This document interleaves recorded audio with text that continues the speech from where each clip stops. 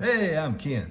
Welcome to Stock Market Unfiltered, where we take a candid / funny look at the stock market. Try to be somewhat entertaining and educational. Happy Thursday, September 26th. So I getting good at remembering these dates from the last time I was at the beach. And speaking of the last time I was at the beach, I was talking about a little stock ABR, and I was telling you I might sell some. I haven't sold it yet. At that point, this was about, since today's service, about 3 weeks ago. I was telling you I was 30 cents above my cost basis, which is $13. Since then, it's been on one of those wild rides, and it's currently in 1 month, which is not quite a month, it's about 3 weeks, plus 15% since I was at the beach with that windstorm down there. So now it's up to 1554. So it's way above my cost basis now so far, and it's above my highest cost a lot. But to have this little program I look at, and I haven't sold it because I don't want to get into options and things like that, but options is a time limit thing. It's kind of like insurance. You can pick a date and a strike price. Like if I thought ABR was going to go down, say to 15 bucks, and it's at 15.54 now, I could buy a $15 strike price for whatever date I wanted. It always ends on a Friday, so they might have this Friday, next Friday, a month from now, 2 months from now. If you don't get rid of it, by that time it goes to zero. And options are fairly cheap, fairly risky. So we're not going to go all over options, but the point is, a put means you think the stock's going to go down. A call means you think the stock's going to go up. And I don't do options because that's a high risk, high reward. And I just don't like that high risk. I like the high reward, but don't like the high risk. So I don't do options. But the program on my trading platform gives me the call put ratio. And for ABR, the call put ratio is like 90 to 10. 90% calls, 10% puts. So if I see something that high, there's a bunch of traders out there betting the stock's going to go up. So I left it alone, and I've had a 15% gain in 3 weeks. Can't complain about that. So that's where we are on ABR. And I wanted to, let's see, here we go. Get you something. I want to really kind of talk about the numbers. That the stock market is a game of numbers. And you can't be emotionally, as we talk about this all the time, because it's a dog eat dog world. Here's my little dog. Look, it's a dog eat dog world. He's got a little bell on him. Don't be a dog. He doesn't squeak too much, but he does make a little noise. He's right cute, isn't he? Or she. It might be a she, I don't know. I just know there's a dog eat world out there on the stock market. And that's what it's been really since that CPI number. And the reason why I'm talking about all the numbers, we're going to go back to Tuesday of this week, rewind a couple of days, when the Consumer Confidence Index came out.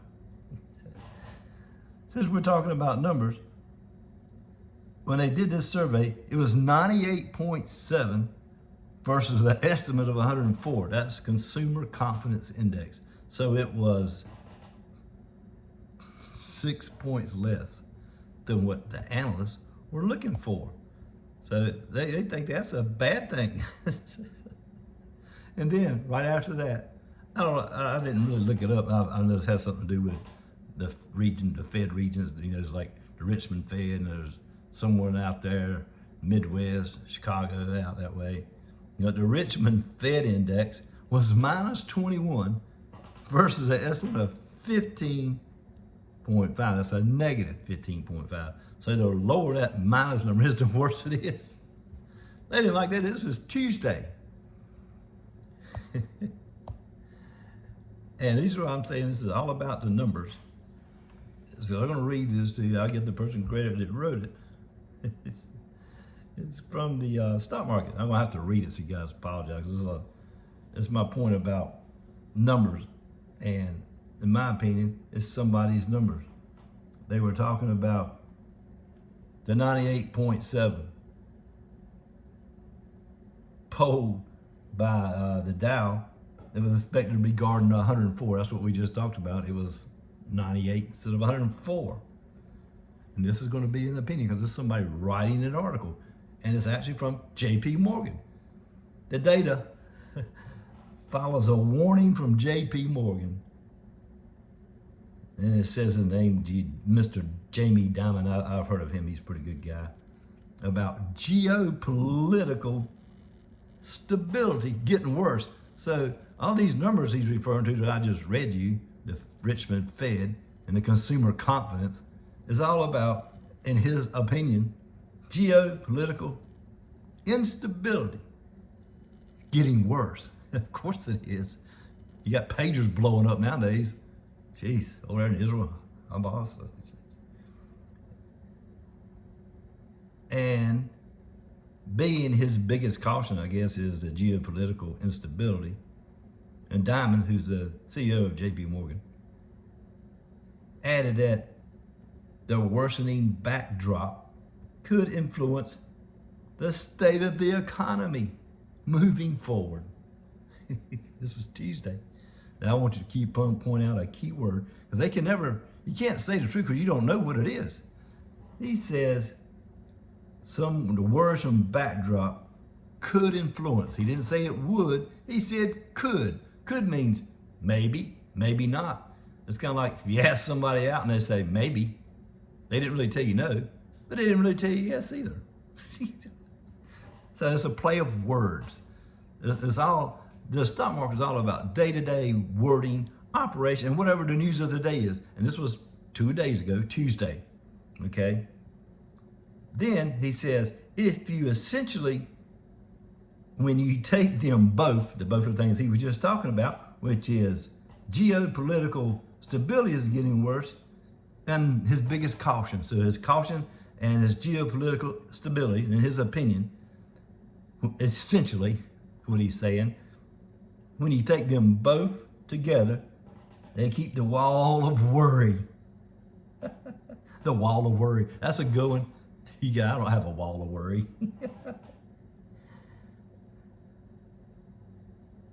And then ISI's senior manager director Julian, somebody told CNBC Squawk on the Street on Tuesday, we would be more concerned if it means it might, we started hearing everything's great or everything's roses.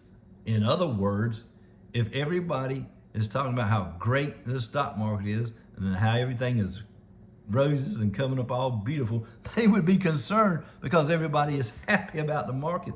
That's what that means. And he's going to be more concerned if they started hearing that. That doesn't make sense, does it?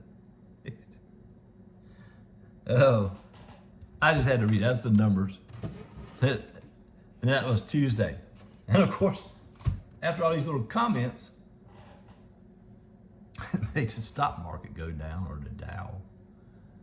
And then yesterday wasn't a great day either. 98% of my stocks in my portfolio were down. And today,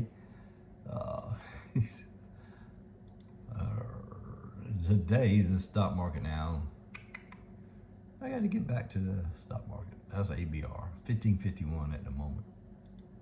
Good for them. Good for me too. Now it's way above my cost space. So the market right now is at plus 220, S&P plus 20, NASDAQ plus 111. So it's not a big rally, but it's a lot going on in my portfolio. I got 1, 2, 3, 5, about 30% down, 70% up. So I'm having a decent day. No, I'm not at an all-time high. Sad. That was because of yesterday's big drop. Not too far away from a all-time high, about $200. That's not much. So don't be influenced by all this wording and all these companies, and because when you get right down to it, I understand they have a whole lot more resources than this little old country boy here in North Carolina, but I also got some common sense, and I can go out and see people buying stuff or do this and that, and I've talked about that before. Until I see that slowing down, and I hear a lot of concern about the economy. You see all these polls out there talking about the presidential election upcoming, how voters are concerned about the economy, inflation, immigration. And do you think if the election comes, the stock market's going to crash? They want it to look good for both parties. So be on your toes. Don't make an illogical decision based on emotion. But it's always about the numbers. Whether it's the CPI index, which I talked about, it was so bad, and I was down there. One of them was good, one of them was bad. And I made a joke about it. It was so bad I had to come down to the beach. That was the number the day before. And then we had this past Wednesday when the Fed announced a 50 basis point cut in interest rate, and the market was down 130 points after being up almost 400. It was a 500 point swing on that day. And then the very next day on Thursday, after they had a chance to absorb all the numbers on Thursday, it was plus 500. And I actually did pretty well on Friday. I don't remember what it was, and I remember yesterday the stock market was down because every one of my stocks in my portfolio was basically down. And I'm not getting as much interest. I told you this would happen on my U.S. Treasury bonds. I'm still buying them. I think the interest is 4.6 something now. It was 5.33. You drop it 50 basis point, you lose that U.S. Treasury interest. So at 4.6, 4.7, that's a 50 basis point drop from where it was. So now I had to get more. Instead of getting 30, I had to get 40 this time to make it worth my while. I'd like to at least get close to 450 when that treasury bond matures. So I had to step it up 10. That's in 10,000. And then on my high money market yield, it used to be 4.98, and now it's 4.65. So see, that's my point of making stocks more attractive. Why am I going to put all the money in fixed income? I'm still going to do it because it's a safe bet. When that stock I was talking about, ABR, get this dividend up here for the ABR, pays me 43 cents a quarter for every share I have. That's 11.29% yield. That's just like if I had $30,000 in the bank and I was getting 11% money per year in my account for interest. Not going to get 11% from the bank, but you will from a stock. But then people get scared of the stock. You lose money if the stock goes down. I understand that, but you got to look at buying good stocks.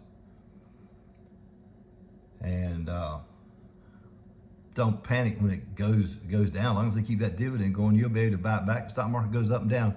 Man, it's been a hell of a last 3-4 weeks, if you ask me. We've had 700 point drops. We've had a week where it dropped 13, 14, 1,500 points in 1 week.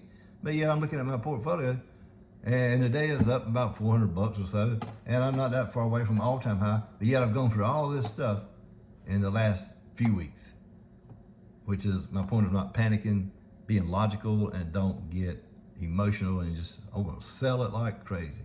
Not necessary. And there's some other dividends. If I can find one of the stock that I've talked about, TFC. That price, let's see, there we go. See, TFC, because it's up to $42.24 now. It wasn't too long ago, I was talking about it when it was 40 because I was comparing it to NVIDIA, which was at 120. And I could say NVIDIA had 1 cent dividend per share, where TFC had 52 cents. 3 shares of TFC would be $1.56 dividend versus 1 cent for NVIDIA. But that was when it was at $40 and it was at 5%. Now the yield percent is 4.98 because the stock price has gone from 40 to 42. So that makes it It makes the yield percent look lower, but it's not. It's still 52 cents. It's just the higher the number, the less that yield percent is, because the percent is yield is based on the dividend they pay out compared to the price of the stock. Sounds complicated, I know, but it's really not. And speaking of NVIDIA, because when we talked about it, it was 120. I'm just curious what it is today. I haven't looked at it. It's not the stock I actually follow all the time, but since I brought it up on my channel, I'll talk about it. So since TFC, and I talked about it, NVIDIA was at 120, TFC was at 40. Right now, NVIDIA is at $124. So it's gone up $4 since I talked about TFC analogy not too long ago. And in the past month, that's actually down 2.42% for NVIDIA. And over that same period, since we're talking, we're comparing it to TFC again, TFC is minus 2.1. This is for the past month. So they're very close together. And that's the dividend for me that I like for TFC. So it's really kind of a quiet day. There's not a lot what I see going on today, which is fine on my part. Keeps everything nice and quiet. You don't get emotional, the Dow's just kind of staying the course. Right around the 220, 225 mark. S&P still around 20. NASDAQ 110. So continue to look at your stocks, make sure you're buying good stocks. There's a lot of rhetoric going around out there and all these numbers that you keep hearing. There's some number that comes out every week for some reason. And there was an analyst saying they're seeing signs of like consumer confidence is lower. So that makes them think that the economy may be getting worse. And they can think that that's their opinion. That might be true. Typically, whatever happens in the past happens in the future sometimes, but I always say stay the course, and if you have good stock, keep up to it. So, and I think the next video, I got to talk to the owners. They'll let me do an off-site video at a bar, and maybe we'll talk about Constellation Brands, which owns Modelo. You remember Modelo and Bud Light from last year? Just so you know, I pulled it up, and Modelo is still the #1 selling beer in America since somewhere between June and July of 2023 up to right now.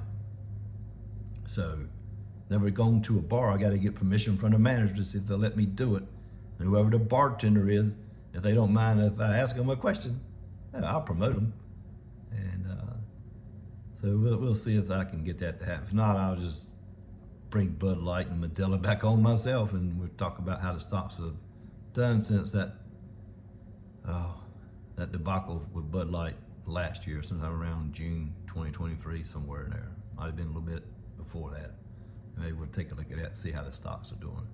Target came back pretty well, so we'll see how Bud Light's doing, but they're still not #1 sales in North America or the United States since July or June of last year. So, guys, have a great Thursday.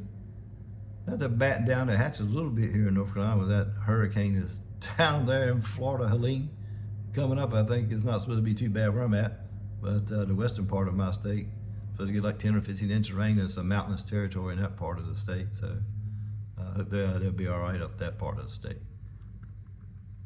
Thanks for watching. If you'd like to follow me, hit that subscribe button down there.